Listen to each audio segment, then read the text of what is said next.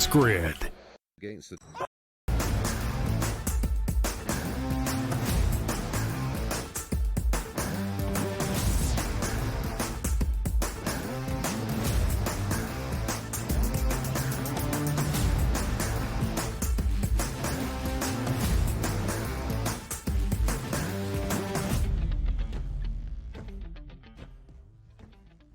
Hello and welcome to a Tuesday live right here on the early line on SportsGrid and all across the SportsGrid network. That includes sportsgrid.com/watch, where you can find your favorite destination to consume everything all across the grid. He is Donnie Rightside. I am Ben Stevens.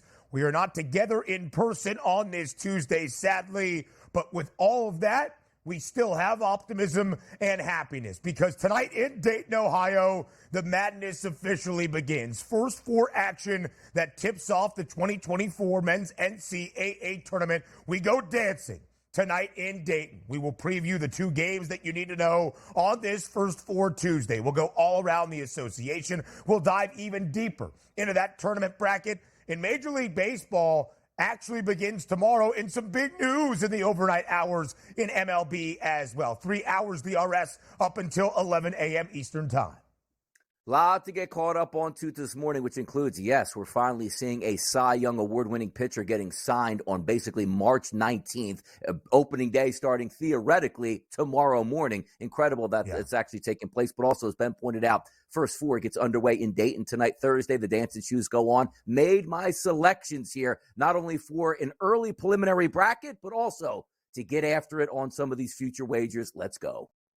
When we signed in to get ready for today's show, the first words out of Donnie Rightside's mouth were, I've got my future bets in for the big dance. We will hear about those throughout these 3 hours. But we start with the big news in Major League Baseball. In the overnight hours, the best guy still out on the open market, only 48 hours until the MLB season technically gets underway, is now on his way to San Francisco. The reigning National League Cy Young Award winner, Blake Snell, has signed with the San Francisco Giants a 2-year deal worth $62 million. Let's welcome in our SportsGrid radio audience here to the opening hour of a Tuesday on the early line on SportsGrid. He is Donnie. I am Ben. You're listening on Sirius XM, channel 159. All of our radio terrestrial affiliates now in the fold as well. Blake Snell signs with the San Francisco Giants, a pretty robust starting staff up there by the Bay in the National League West. Yeah, you get Logan Webb and Blake Snell, 1-2 punch here. So sometimes you take a look at the regular season, Ben, and ask yourself, is that going to be good? Absolutely, it's going to be good. But you know where it's great? If you get to the postseason in a short series and you're lining up Webb and Snell if they're healthy at that time and pitching well. That'll be a tough out. That's a good move for San Francisco. My goodness. That division in baseball, the NL West, absolutely tremendous. Snell goes over it, but also keep in mind, it's really a 1-year deal, Ben. It's a 2-year deal with a 1-year opt-out for Snell. So if he's really bad this year, he opts back in and gets another $30 million the following year. If he's really good, we play this game again, and then he probably gets signed a day before spring training next year as well as a Boris client. It's part of the Boris cycle that as you get closer and closer to a Major League Baseball season actually starting, that's when the leverage is all to the representation. As you look at the National League West, a division that Blake Snell is familiar with, having spent the last few seasons, including last year as the NL Cy Young winner in San Diego, it is stacked, led by the Dodgers, who have won the divisional crown 10 of the last 11 years, minus 600 for LA to make it 11 in 12. But the reigning NL pennant winners are in the division as well. That's the Arizona Diamondbacks, an 11-1 price. Now, around the association, 15 games or less for pretty much every team, all 30 NBA clubs down the home stretch of this regular season. And two teams that should be in the Eastern Conference playoffs just have to figure out where they sit in the seed line, the Philadelphia 76ers and the Miami Heat. Both teams shorthanded last night in the city of brotherly love. The total was just 206, and it stays under. Neither team reaching the century mark. Philly had a big lead entering the fourth quarter, up by 14. They hold off Miami. They win 98-91 by 7. Philly actually closed as a 2.5-point, 3-point home favorite. They cover the number.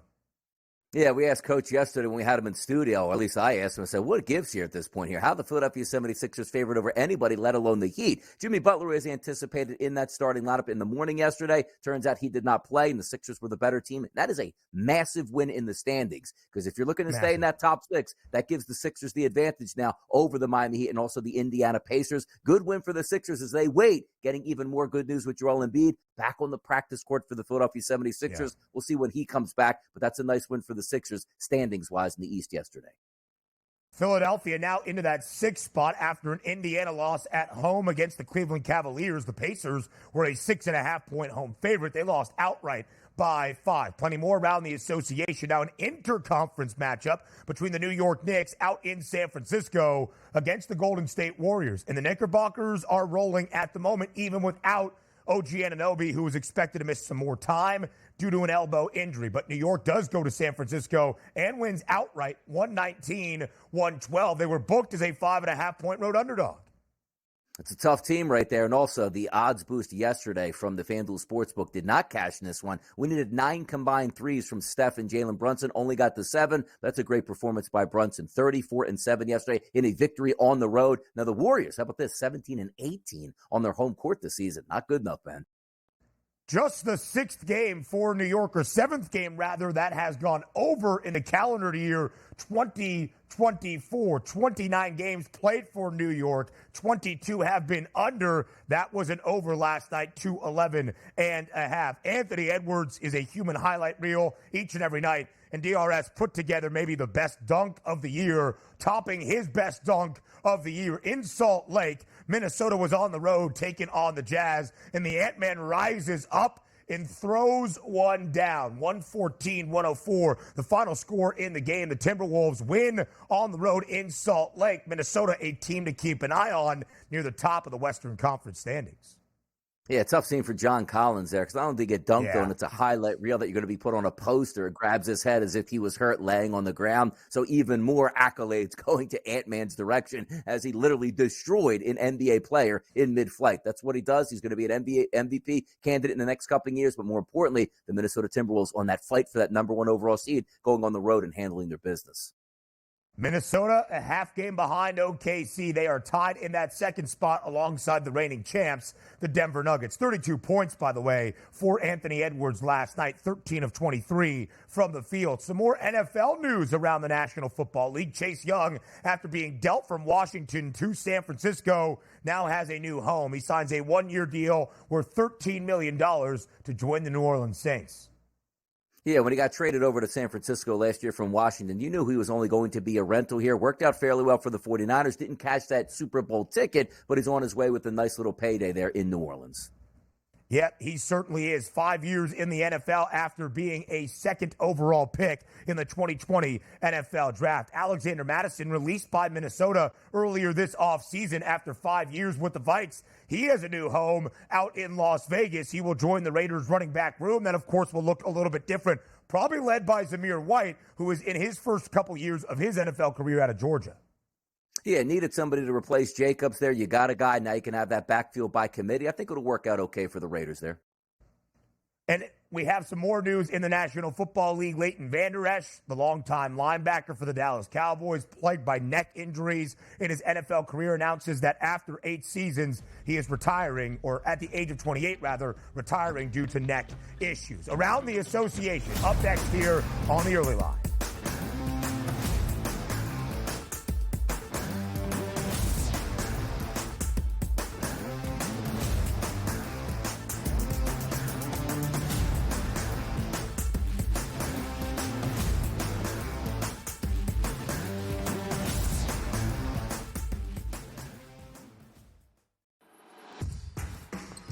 SportsGrid's going to have you covered for this NCAA tournament. That's the Purdue that we know. When it's win or go home, they love to go home. Tennessee's now in my phony club. They should all get together and drink green tea. Furman's going to have a chance. That is a team I'm betting on right now. We are feeling this. You are feeling this at home. The excitement and the atmosphere only on SportsGrid.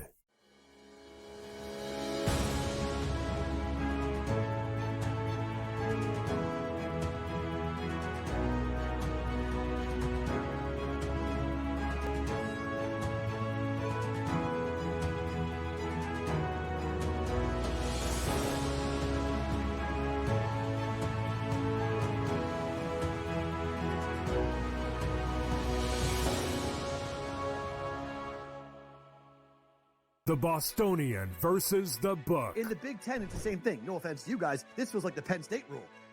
This feels like this is the guaranteed Penn State to get in. We need to find a way to let them in because they can't beat Michigan. They can't beat Ohio State. But if we make them a third, they get in. Third, this is the Penn State rule. Be better than the West half. Yep. That 1 year that Lightning in a Bottle catches on the West half, we'll let them in too because they'll bring people. The Bostonian versus the book. I bought into Tennessee with their veteran team. I really did. But that's, out the window. That ship has sailed today. A team that wins no games in their conference tournament has never gone on to win the national championship. So you can put Tennessee in that boat. You can put Duke in that boat from last night. You can put Creighton in that boat from last night. They all lost their first conference tournament game. Pharrell Coast to Coast. Only on SportsGrid.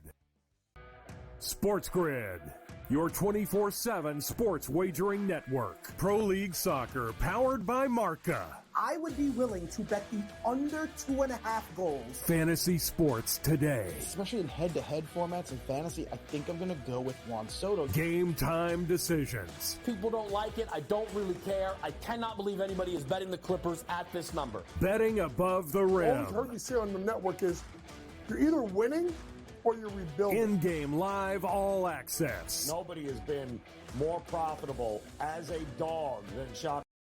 Winning back-to-back road games. I don't care if they're playing Topeka High. I wouldn't give them any chance whatsoever. In-game live, prime time. Back-to-back, just utterly stinker quarters. In-game live, overtime. Honestly, as you sit here and listen, watch right now, you may want to consider placing that bet. It's smarter to be on SportsGrid.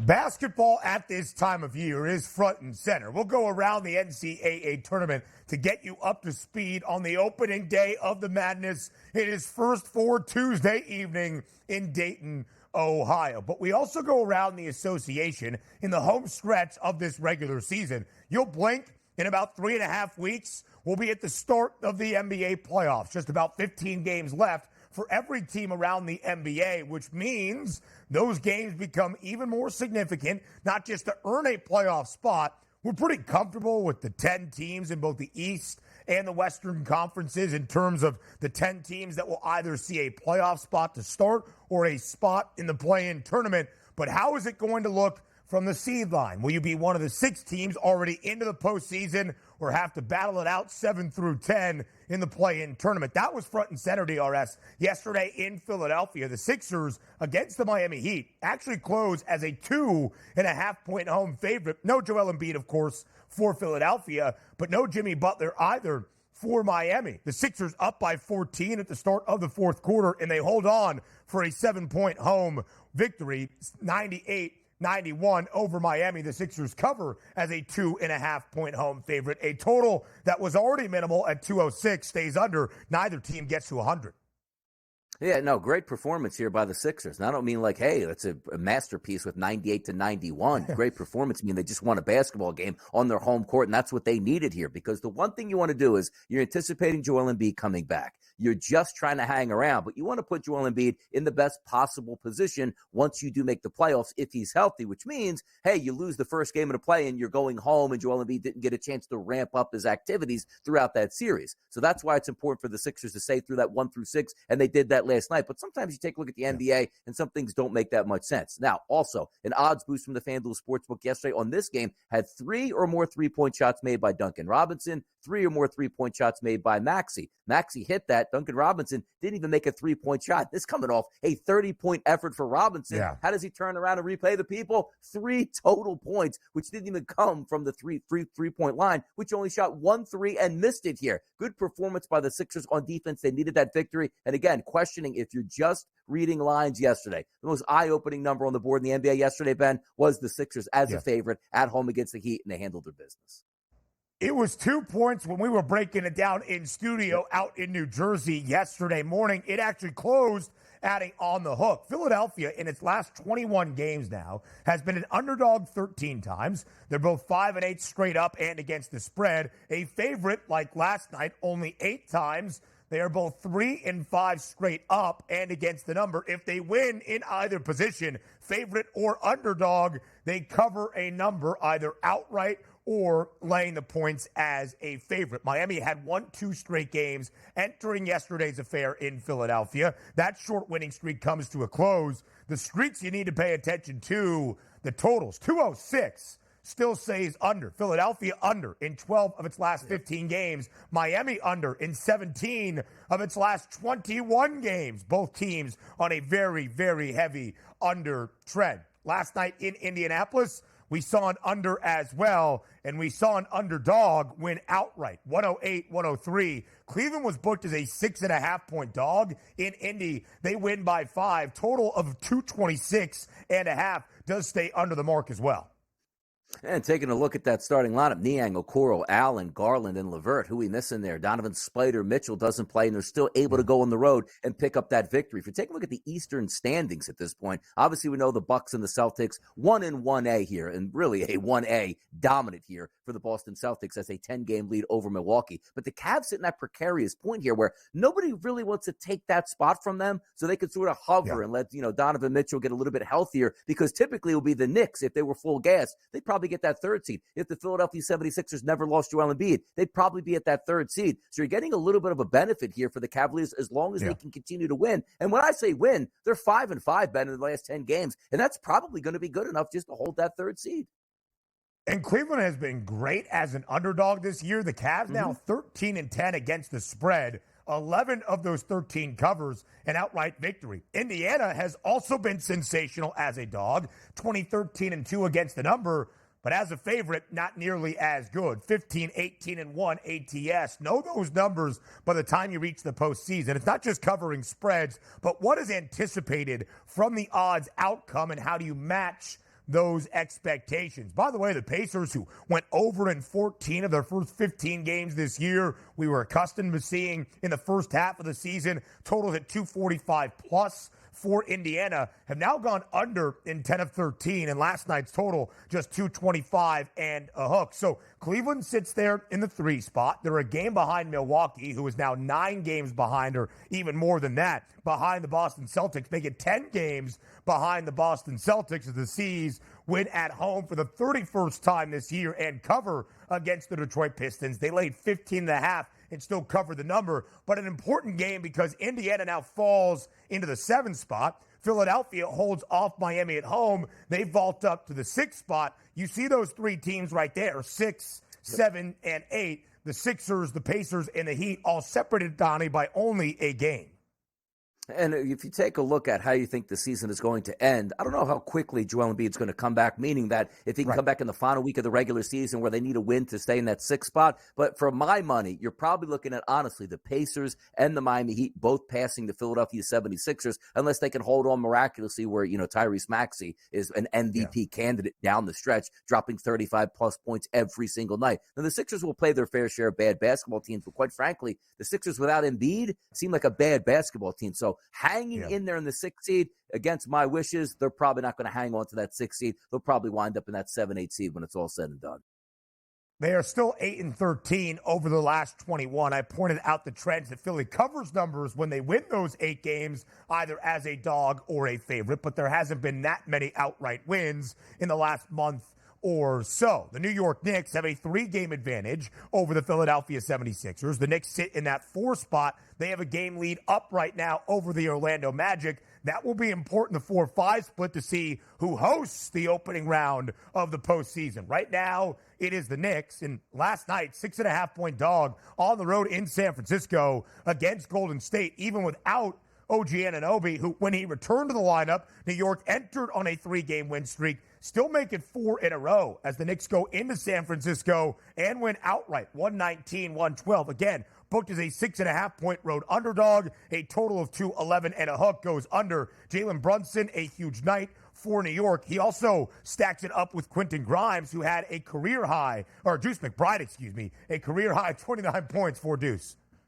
I'll tell you, it's crazy. You take a look at the bench here for the Golden State Warriors. If you'd have told me, Jackson Davis gets 19 points, Chris Paul 14, Klay Thompson 18, they probably win this game going their way, and yet they lost it outright because, man, there's a heartbeat in New York right now, which when we talk about the Philadelphia Sixers and Joel Embiid not coming back, it's the same thing right now with the New York Knicks. They're an unfinished product, but still trying to hang in there at 41-27. I'm interested to see if they can get full gas and, let's just say the final 10 or so games of the season and really see what they have. But that's an impressive victory going on the road as an underdog and coming away with the victory. I liked what I saw last night out of the Knicks and Brunson.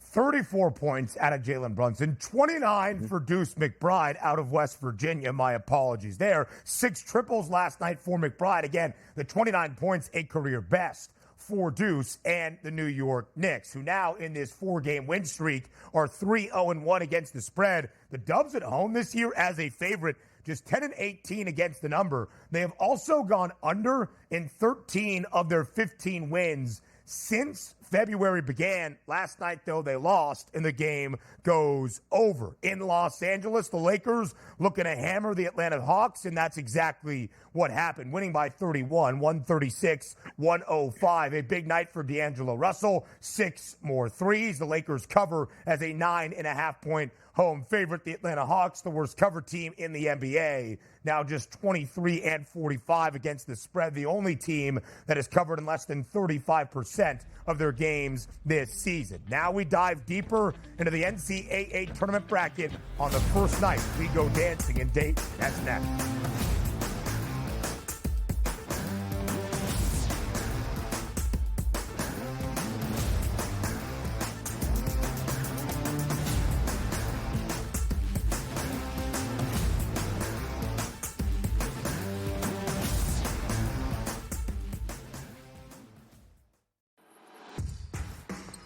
SportsGrid's going to have you covered for this NCAA tournament. That's the Purdue that we know. When it's win or go home, they love to go home. Tennessee's now in my phony club. They should all get together and drink green tea. Furman's going to have a chance. That is a team I'm betting on right now. We are feeling this. You are feeling this at home. The excitement and the atmosphere. Only on SportsGrid.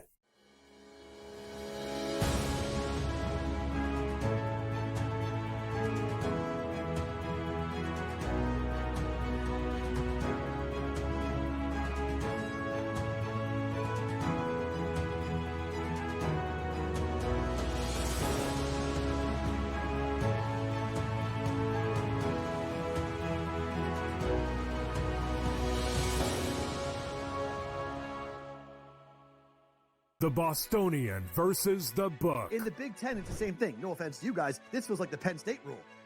This feels like This is the guaranteed Penn State to get in. We need to find a way to let them in because they can't beat Michigan. They can't beat Ohio State. But if we make them a third, they get in. Third, this is they're the Penn always State going to rule. be better than the West half. Yep. That 1 year that Lightning in a Bottle catches on the West half, we'll let them in too because they'll bring people. The Bostonian versus the Book.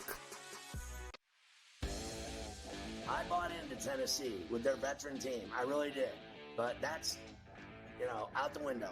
That ship has sailed today. A team that wins no games in their conference tournament has never gone on to win the national championship. So you can put Tennessee in that boat. You can put Duke in that boat from last night. You can put Creighton in that boat from last night. They all lost their first conference tournament game. Pharrell Coast to Coast. Only on SportsGrid. SportsGrid, your 24/7 sports wagering network. Pro League Soccer, powered by Marca. I would be willing to bet the under 2.5 goals. Fantasy sports today. Especially in head-to-head formats in fantasy, I think I'm going to go with Juan Soto. Game time decisions. People don't like it. I don't really care. I cannot believe anybody is betting the Clippers at this number. Betting above the rim. All I've heard you say on the network is you're either winning or you're rebuilding. In-game live all access. Nobody has been more profitable as a dog than Shaka Smart teams. Winning back-to-back road games. I don't care if they're playing Topeka High. I wouldn't give them any chance whatsoever. In-game live, prime time. Back-to-back, just utterly stinker quarters. In-game live, overtime. Honestly, as you sit here and listen, watch right now, you may want to consider placing that bet. It's smarter to be on SportsGrid.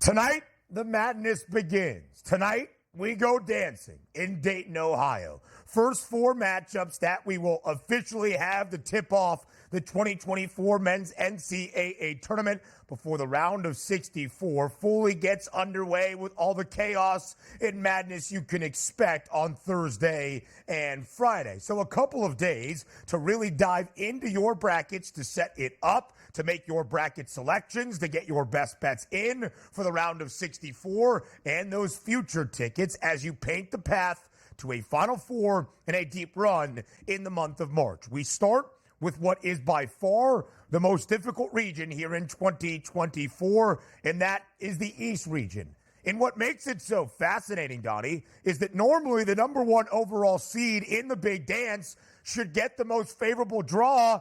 That was not necessarily the case for the reigning national champs in Connecticut. You look at the East region right there on your screen, as you just did. 11 of the 16 teams in this portion of the bracket won their conference tournament title. BYU is underseeded based on logistical regions. You have UConn as the 1 seed, Iowa State the 2 seed, Illinois at 3, and Auburn on the 4 line. All 4 of those teams a conference championship during conference tournament week just a couple of days ago. I can't wait to watch this play out here. And also, like, picking the brackets, and it's not finalized yet. We still have plenty of time to make some of these changes here. But this morning, going ahead and firing on, I went in each region, Ben. I took a flyer on one team that I thought could make me some money. Now, Houston is probably the highest seed for me, 6-1 price here. We'll get to that in just a little bit. But out of this bracket, I didn't go with UConn, even though I do think, again, UConn probably is the best overall team. But this is unheard of. For a number one overall seed to get maybe the toughest run of all the number one seeds, it's so odd. I understand how the metrics work and, putting in regions. And I remember even on the Selection Sunday show where they were basically saying, well, UConn got the number one choice, got to pick whatever region they wanted. So theoretically, they chose this region, and this is just the way it lines up. But also, you take a look at UConn's path towards victory. Forget about the first and the second round. And granted, you're going to get some pretty good fights out of some of these basketball teams early, but UConn should be able to win. So when you get into that Sweet 16 mode and go, okay, they probably have to beat Auburn. All right, that's not even in the Final Four yet. If they win that, who are they probably going to get? Let's just say it's Iowa State. Like, you have to beat Auburn, let's just say, and Iowa State before you even get to the Final Four at this point. That's so hard to do. And we brought up the, scenarios yesterday, Ben. Best of 3, best of 5, best of 7. I'm not worried about that. Cream rises to the top. UConn would be fine. But in that one night in an off environment against a very good basketball team, that's why it's so hard to repeat here, Ben. UConn's got such a tough slate here, but I do think they can win it, but I can't bet them to win it, put it that way. So our good friend Jim Root, Donnie, who was on our Bracket Central Selection Sunday special, had this tweet last night, and I think it really points to just how difficult a path through the East region is going to be. The cumulative sum of the Ken Palm rankings of seeds 1 through 4 by region. East is 20, South 41, Midwest 43, the West is 42. Why is the East so short? UConn is the top team in Ken Palm. Auburn is 4th. Iowa State is 5th. Illinois is 10th. 4 of the top 10 teams in the Ken Palm efficiency metrics are all in the same region on those top 4 seed lines. And Connecticut is trying to pull off something we have not seen now in over a decade and a half in the men's NCAA tournament. That's going back-to-back as a national title winner. The last team to do so, that was the Florida Gators in 2006 and 07. We'll show you what defending champs have done in the big dance in just a moment. But here's the odds for UConn if they are going to make a move into the second weekend and beyond. heavily favored to get to the Sweet 16 at minus 650. UConn opens against Stetson as a 26.5-point favorite, more than likely winning that basketball game. They would take on the winner of the 8-9 split between FAU and Northwestern. And oh, by the way, FAU, a Final Four team from a season ago. So minus 650 for the Huskies to reach the Sweet 16, to reach the Elite Eight, only minus 160, because if things follow the expected outcome and Auburn sees the second weekend as well, what a matchup we would have in the round of 16. 1 UConn, 4 Auburn in the East Regional semifinal out in Boston. Exactly. And also, we can equate it also, Ben, to the price point here that we're taking a look at UConn to win the tournament. It's a plus 370 price. And it almost has that feel as, how you wait to see how the brackets turn out? It's actually been opposite for UConn. Like if you would have told me before we saw Selection Sunday, hey, UConn's going to be about a 4-1 price to win it, you say, okay, some people are probably going to jump on that because they technically don't care who they play. And theoretically, that's what you're getting. If you don't care who they play, you don't mind this region. But if you do care who they play as a handicapper, it's a terrible region. So for myself to say plus 370 on UConn to win it, if you remove the actual seedings and who they're playing, it sort of makes sense. But now that you see everything come together and say, in the Sweet 16, I'm probably going to get a decent match. Let's just say, to win and get in, right? And then you end up facing Auburn. And then again, you're going to have to face Iowa State. Then you get into the Final Four, and let's just say from that bottom bracket, Arizona, or let's just say Carolina, just to give a top 2 seed here. Then you got to get to the final and maybe beat a Houston. It's an unbelievable run. It doesn't match up, Ben, to the price point of plus 370. Even, again, if you say to yourself, I think UConn can win it, hopefully it's a 6 or 7 or 8 to 1 price at this point. Plus 370 in that gauntlet, no shot for me. Even again, if I think they're the best overall team and they can win it, that price point is not for me, Ben. Donnie, you have said it, and I think it's such a fair point. The reason we love this postseason in men's college basketball and on the women's side as well, the reason we call the entire tournament March Madness is because it is exactly that. It is not the average of a best of 3 even, or a best of 5 series. If that was the case, UConn at plus 370 would be far too long. It is one night for 40 minutes on a basketball floor in a neutral site environment. That is what makes this postseason and a run to a national championship all that exciting and often chaotic. UConn was dominant last year. They won all 6 of their games in the NCAA tournament by at least 13 points. In fact, in the last 2 seasons, Dan Hurley's Huskies in non-conference action, 27-1, and their average margin of victory is just a shade under 24 points per game. UConn this year, a favorite of 20 to 29 points 4 times, 4-0 straight up. 3-1 against the spread. Again, they're laying 26.5 in their opening matchup against Stetson. That's the 116 matchup in the East region. Now, winning a national championship and trying to go back-to-back is as difficult as a thing as you will see in the Big Dance. Again, the last repeat winners, Florida under Billy Donovan in 2006 and 07. In winning a title and trying to do it again has not been very kind. In fact, this stat courtesy of our producer, Joe Frizo, Florida, when they went back-to-back, were the last defending champs to even get past the Sweet 16. The last 6 champions, as you just saw, didn't even get out of the opening weekend of the NCAA tournament. So the task is tall, regardless of what region you are in. And in this portion of the bracket in the East, it is very difficult for UConn. Hey, you're exactly right, and I love the fact that that graphic is pointing that out because of the randomness of the NCAA tournament. They're all quality blue blood programs here winning championships, and you figure the next is like, oh, you know what? We can make a run to the final or the Final Four, and we lost. That would have been a great thing. And you're seeing most of the teams struggling in the first 2 rounds. Why? Because there's so much parity in college basketball. And as Ben pointed out, you're not in your home gym. You're not the number one, like UConn's the number 1 overall seed. If you said they're going to play at Gampel Pavilion all the way up to the final before that game is in Las Vegas, we'd all just punch our tickets for UConn because how hard it would be to beat them in their home environment. But you're also talking about travel, different places, different eyesights here. And also, once you get to the Final Four and the final game, you're playing in those large aircraft carrier domes where if you're not shooting well for one night, you might just get knocked out here. It's fascinating to watch it, but also keep this in mind. I do love the fact that UConn does seemingly have the hardest path there because it opens up so many more underdogs here. Because what happens if UConn, if we said, boy, they got the easiest region by a mile, you'd say, oh, man, do I really want to bet against UConn? They're painting a picture where they're automatically going to be in the Final Four. That's not the case now. So for the other regions here, you go, ooh, can one of those teams knock off UConn? Then it's a free-for-all in the Final Four, and you can get some big-ticket money on some of those other teams here. That's what I'm looking forward to.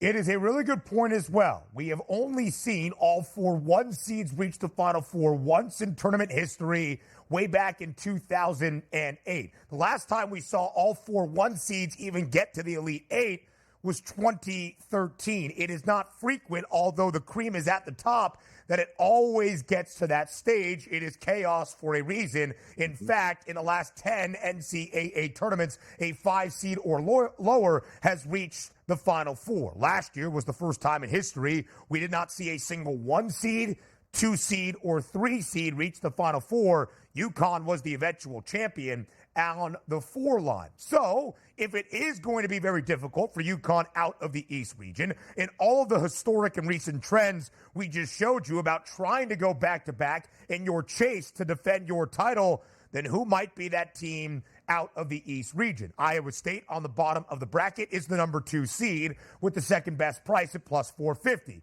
Auburn is the 4 seed, a 5-1 price, and Illinois at 8-1. So, Donnie, if it's not UConn, where does your eye go? My eye actually goes to Iowa State in this spot, and I placed a wager on them this morning at the FanDuel Sportsbook at a 20-1 price. Now, granted, I'm going to tell you this.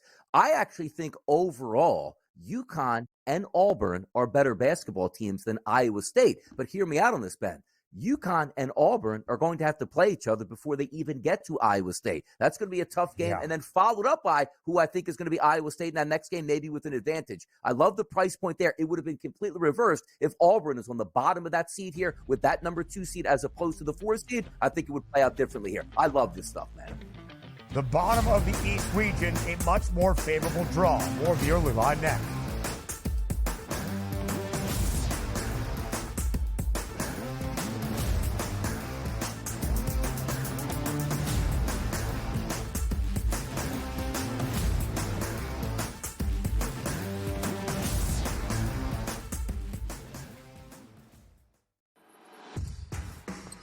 SportsGrid's going to have you covered for this NCAA tournament. That's the movie that we know. When it's win or go home, they love to go home. Tennessee's now in my phony club. They should all get together and drink green tea. Furman's going to have a chance. That is a team I'm betting on right now. We are feeling this. You are feeling this at home. The excitement and the atmosphere. Only on SportsGrid.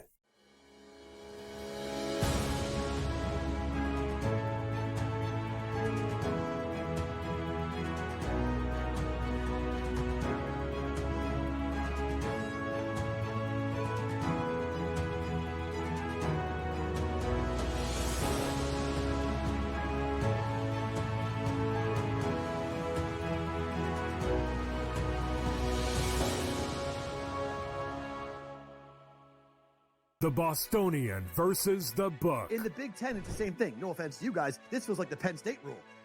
This feels like This is the guaranteed Penn State to get in. We need to find a way to let them in because they can't beat Michigan. They can't beat Ohio State. But if we make them a third, they get in. Third, this is the Penn State rule. Be better than the West half. Yep. And that 1 year that Lightning in a Bottle catches on the West half, we'll let them in too because they'll bring people. The Bostonian versus the Book. I bought into Tennessee with their veteran team. I really did. But that's, out the window. That ship has sailed today. A team that wins no games in their conference tournament has never gone on to win the national championship. So you can put Tennessee in that boat. You can put Duke in that boat from last night. You can put Creighton in that boat from last night. They all lost their first conference tournament game. Pharrell Coast to Coast. Only on SportsGrid. SportsGrid, your 24/7 sports wagering network. Pro League Soccer, powered by Marca. I would be willing to bet the under 2.5 goals. Fantasy sports today. Especially in head-to-head formats in fantasy, I think I'm going to go with Juan Soto. Game time decisions. People don't like it. I don't really care. I cannot believe anybody is betting the Clippers at this number. Betting above the rim. All I've heard you say on the network is you're either winning or you're rebuilding. In-game live all access. Nobody has been more profitable as a dog than Shaka Smart teams. Winning back-to-back road games. I don't care if they're playing Topeka High. I wouldn't give them any chance whatsoever. In-game live. Prime time. Back-to-back just utterly stinker quarters. In-game live. Overtime. Honestly, as you sit here and listen, watch right now, you may want to consider placing that bet. It's smarter to be on SportsGrid.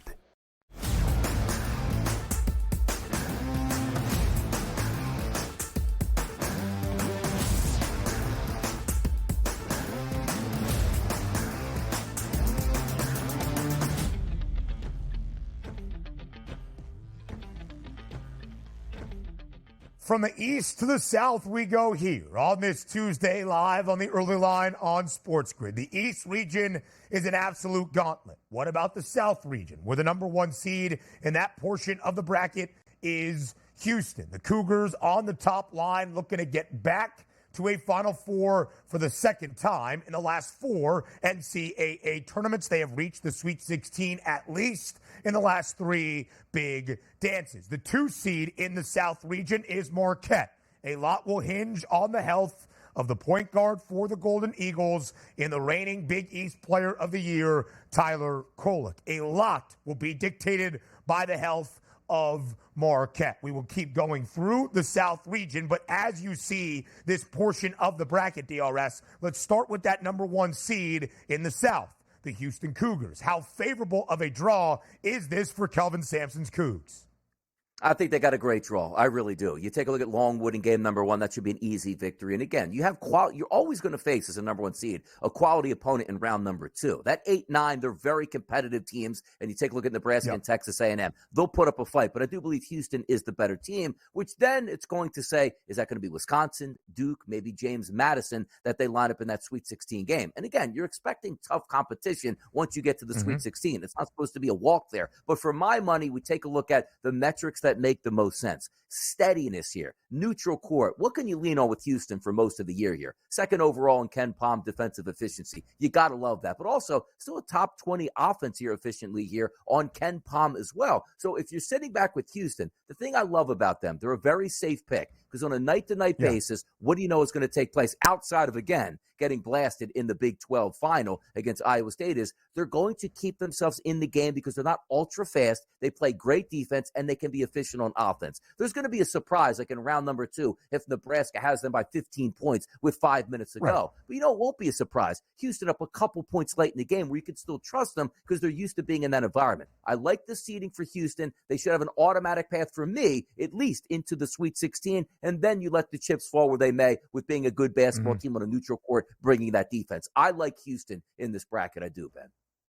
There are some people that might look at what happens during conference championship week and say to themselves, ooh, that team maybe is not shining on the brightest of stages.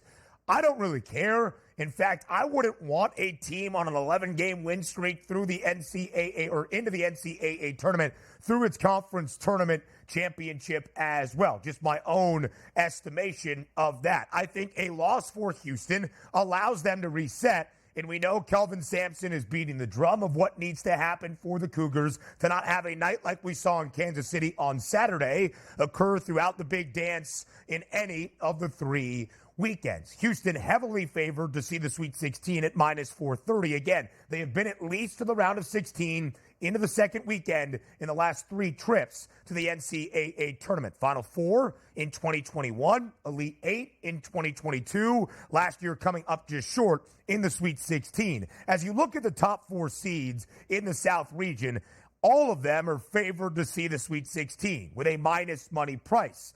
Is that going to happen?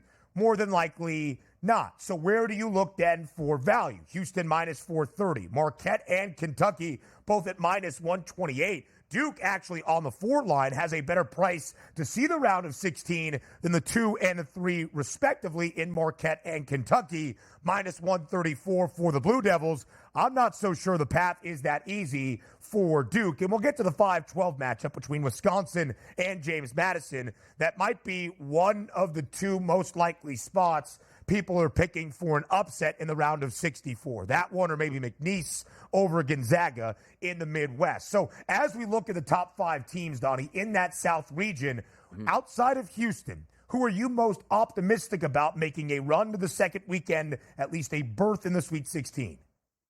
Here's what, again, I'm prefacing on Marquette that we don't know exactly what we're getting out of Kolick. And the reason I'm saying that is, it's great in this day and age at the FanDuel Sportsbook where you might be able to watch game number 1 against Western Kentucky and be like, whoa, Kolick's back. Let me fire in that, futures now, even though it might be a little bit shorter. But the one thing I do know is I can't place my money pre-tournament here on Marquette. Because, yes, the vibes are good here. We thought Kolick might even come back in the Big East. And maybe Shaka Smart did the right thing and said, you know what? The bigger picture is winning a national championship, not knocking down UConn in the Big East tournament. Let's settle in here. Let's get him an extra week of rest, and he should be fine. Because if he is fine, Marquette should be able to handle their opening round game, should be able to win their round of 32. And then let's just say you face Kentucky in that Sweet 16 game. And if you tell me Kolick's healthy, I'm taking Marquette again at that spot here, which is great. Again, we don't have to have our minds made up before the tournament starts here. You can wait a little bit. But the one thing I do know, pre-flop, which means before I see any teams play, I can't bet Marquette, Ben. I just can't do it. Because if he comes back and we get word like, well, he's on a minutes restriction and he's not all there, but he's so instrumental to the team, just having him on the court is a big boost for Marquette. I can't buy that because you have to beat some quality opponents. But if we do see him round 1 really good, there's no reason to believe that they can't take on Houston to win that bracket here. And win that region. I do think they're that good. But obviously the outliers, Kentucky, we know how well they played. If they get hot, they can beat anybody. But it's just tough for me to say, you know what? Houston, to me, is the best team in this region. And if I have questions on Marquette, who I wanted to bet about 2 weeks ago, it's got to be Houston for me. I'm just not ready to anoint Kentucky. It's like, you know what? They can run through this region all the way through.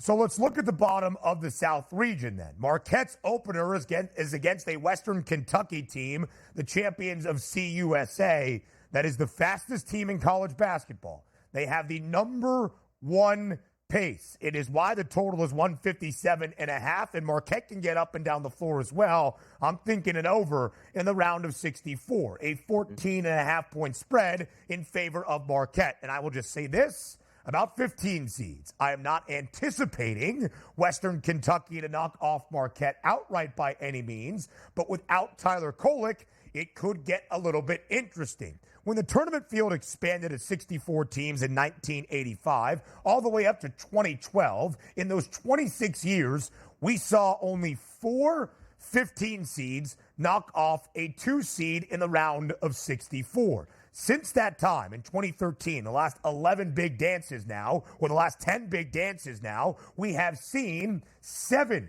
total 15 seeds knock off a 2 seed. In the last 3 NCAA tournaments consecutively, we have seen a 15 seed at least reach the Sweet 16.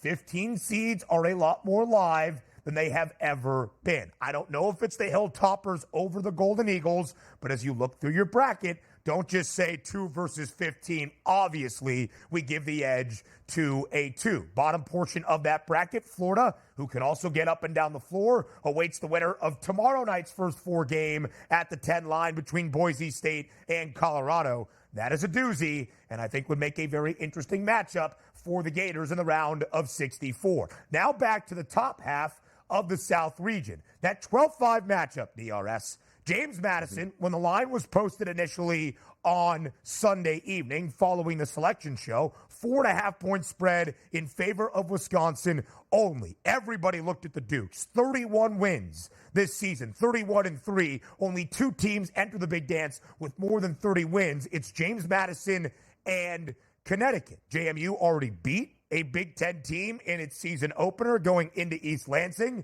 and knocking off Michigan State. Everybody pointed at the Dukes to knock off the Badgers. What do you make of that game and what it could mean for the top half of the South region throughout this big dance?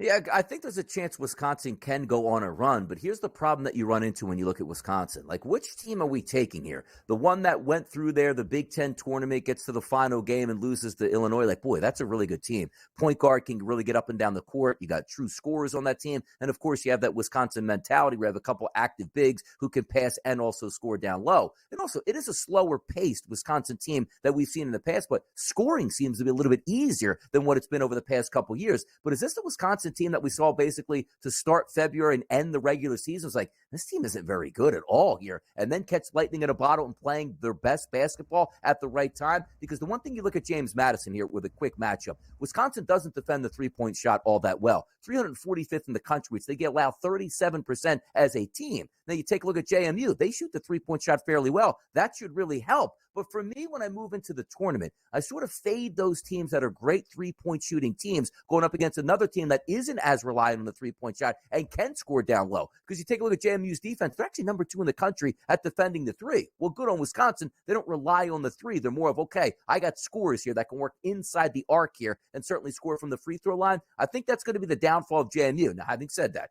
JMU's making the three-point shots at close to 40% and at volume, they'll beat Wisconsin. But I'm going to bet against that in the tournament here. I think Wisconsin is the better team here, and I'll take away from that closing stretch in the Big Ten where it's like, I don't know if they're that good. I'm going to take a look what my eyes told me the Big Ten tournament. They got scores. They got moxie. They should be able to handle JMU, but it's a fantastic matchup. James Madison, the second best team defending the three in the country. They hold their opponents to only 28.6% from deep. That could be an equalizer in a one-off scenario in an NCAA tournament game. And this Wisconsin team actually plays with more pace and efficiency offensively than many that we have seen in Madison in the last decade or so. Wisconsin 15 wins in the NCAA tournament in the last 10 big dances. Again, Duke opens up against Vermont. The Catamounts have been to the big dance in 5 of the last 7 years, an 11.5-point number. DRS, if you had to square in on one of these teams to win the South region, to get to the Final Four, to represent this portion of the bracket in Phoenix, who would be that school? It's Houston, and a 6-1 price I do think is fair in this environment because I like the setup that they have, unlike UConn, who's coming in at under 4-1 price. I think that gauntlet is just too tough. Can they win it? Sure, but Houston for myself, and again, just getting back to the basics here. The one thing I know about Houston, I'd be very surprised if they got tripped up early because when you have an elite defense that can really ratchet up the pressure, those teams that can't match up with you athlete for athlete, you'll just beat them down, which means they should be in that Sweet 16. Then we start the fun. But just the trust of Houston, I think, is a very good ball club. I know what I'm going to get on a night-to-night basis. I don't think I'm going to have to worry about, oh, look, the defense didn't show up tonight against Longwood or Nebraska, let's just say at this point. I just think the trustability factor is so high for Houston, and the price point is appropriate here. And also, the price point at 6-1 is me factoring in that once you get into the Final Four/final, that UConn probably won't be there. That's why I love the 6-1 price on you. If UConn is not there, by the time we get to the Final Four in Phoenix, Houston will be, regardless of who else is there, the favorite to win a national title without a shadow of a doubt. I have had a Houston ticket to reach the Final Four on the FanDuel Sportsbook for the last 2.5 months. They are offering me a cash-out option. I ride with the Cougs throughout the South region. I just believe in the way that it lays out for Houston. I will say, as the 1 seed, to face off against Nebraska or A&M in that round of 32, if Nebraska gets there, they're a slight favorite right now. The Cornhuskers have never won an NCAA tournament game in men's basketball program history. I will bet the under between the Cougs and the Huskers. Why? Only Houston and Iowa State, the top 2 defenses in college basketball all year long, have been better on the defensive end of the floor than Fred Hoiberg's Huskers since the start of February. You will know the name Keisei Tominaga, but when you look at Nebraska, they have really stepped up their defensive intensity in the last 2 months of the regular season and into the Big Ten tournament. We will hear from Kevin Walsh on the other side of the break and his thoughts last night following Selection Sunday on game time decisions and some of those future wagers he has already laid down for the big dance. We'll do that next. You're on the early line.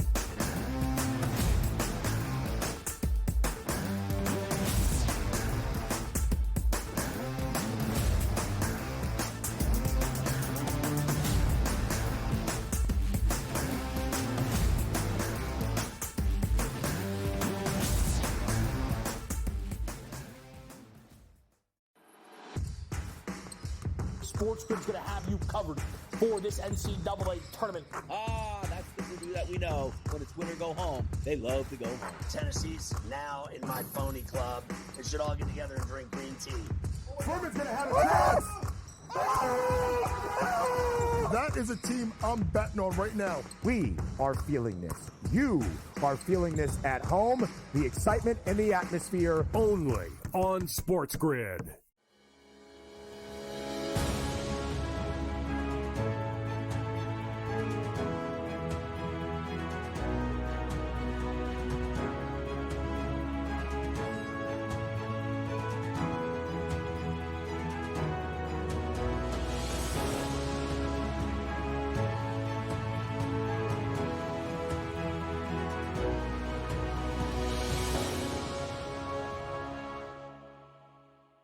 The Bostonian versus the Book. In the Big Ten, it's the same thing. No offense to you guys. This feels like the Penn State rule. This feels like This is the guaranteed Penn State to get in. We need Penn to find State's a way to let them in because they can't beat Michigan. They can't beat Ohio State.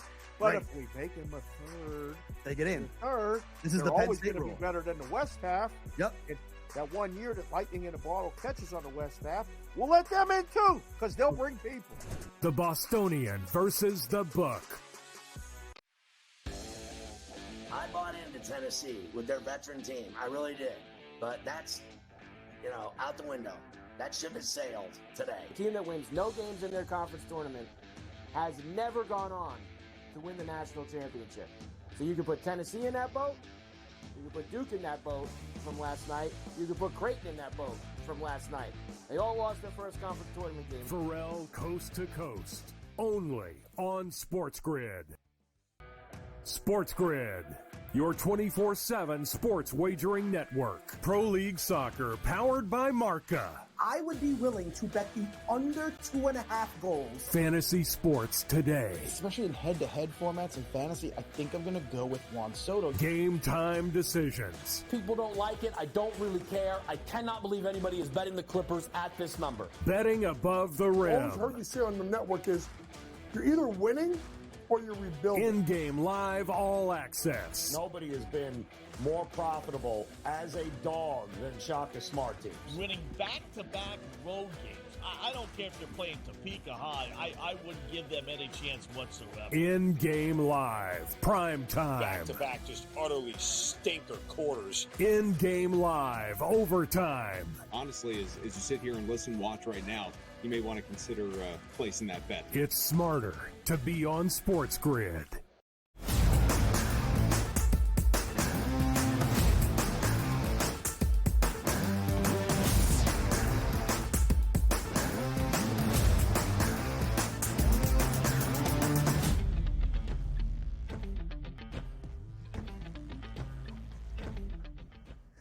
Live right here to close out this opening hour of a Tuesday on the early line on SportsGrid.